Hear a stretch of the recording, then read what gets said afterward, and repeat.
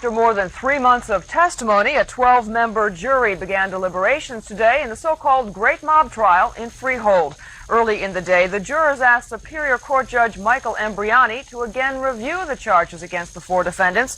The 4 men are being charged with conspiracy in a 17-count state indictment, which includes extortion, loan sharking, and murder. State prosecutors have said a guilty verdict will establish for the first time the existence of a secret nationwide criminal organization with roots in New York, New Jersey, Florida, and Nevada.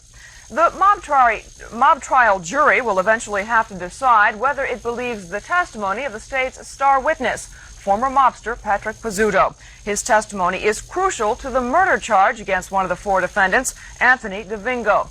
Last night, reporter Phelps Hawkins visited Pizzuto in Yardville Prison, where he is being guarded against mob retaliation. Tonight, a portion of that interview focusing on Pizzuto's mob activities and why he turned against La Cosa Nostra. A welfare person. Patrick J. Pizzuto, 39 years old, in and out of jail since a teenager, associated with the New Jersey branch of the Genovese crime family since the early 1970s. He is temporarily staying in an isolated prison room at Yardville Prison, once occupied by black revolutionary Joanne Chesimard. He has pleaded guilty to 1 murder, and he has testified in the Great Mob Trial about another murder, the 1975 mob-ordered hit of Paul Campanile. What was your fear the night with Campanile? Helpless. Nowhere to turn. What was I doing here? Was I crazy? Really, to put myself in a stupid position where I could be killed. Did you figure you were going to be killed that night? Yeah. I was apprehensive from the time I left my home. Why? Because I was told, don't take a gun. And then when I seen that he was going to do this thing in that parking lot where it was not supposed to take place, in front of public witnesses, in a car that's being run, in a parking lot that was crowded, with my car there, it didn't make sense. It was definitely to catch me off guard. And I think that when Paulie came in, when he hit that gas, and that car went off out of control, that saved my life. Because if that car was in park, when he shot him, he would have turned the gun on me. It was a test for Pizzuto on his way to becoming a full member of this thing of ours, La Cosa Nostra. Full members are called made men, good fellows, or wise guys. Years ago in the organization, you were never admitted into the organization of this thing of ours unless you killed somebody. But it had to be an order from a boss. It had to be a killing that the organization would benefit out of it either financially or respect-wise. Like Campanile's murder was a respect thing. They wanted revenge because the son of the boss's chauffeur was, gunned down. It keeps the other people in line. There's always this total fear.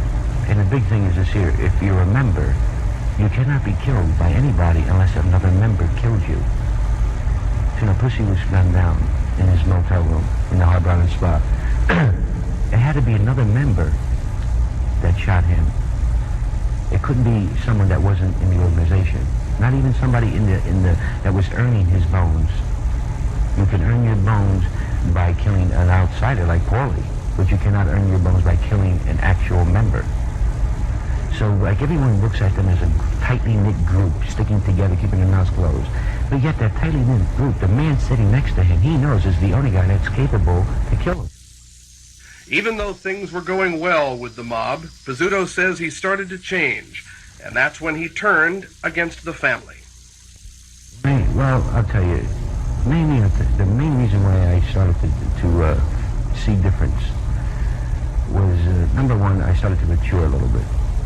Number two, my wife, my present wife. She's a good woman. She's a legitimate woman. She's a God-fearing woman. And a woman of her caliber, an organized crime figure can't have her, right? And she never sat down with me and says, hey, it's either that or me, nothing like that. But I knew that she meant more to me and her way of thinking in life, which was the right way, than the kind of life I was living. For turning against the mob, and for wearing secret recording devices as a state police informant for 6 months, Pizzuto and his wife will be able to take advantage of the federal witness relocation program. A new life, but perhaps not always a comfortable one. I mean, my wife and I went on relocation already. We were on relocation. We could sleep in a chair under your door. You gotta have 35 dogs. You know what I mean? You have to get permission from the marshals to carry weapons in your home. I mean, it's total isolation. You have to just try to put your life, like right now, we're trying to structure our life to put it back together. And we have nothing to put it back together with because you're stripped of everything. I mean, we've lost our business, we've lost our cars, we've lost our furniture, we lost our clothes, we lost our jewelry. We have nothing. We went away with a suitcase apiece into Never Never Land with a name I didn't even know how to spell. Has your testimony seriously hurt the mob in New Jersey? Well, if they get found not guilty, my testimony has been nothing but a PR campaign for them worth about $5 million.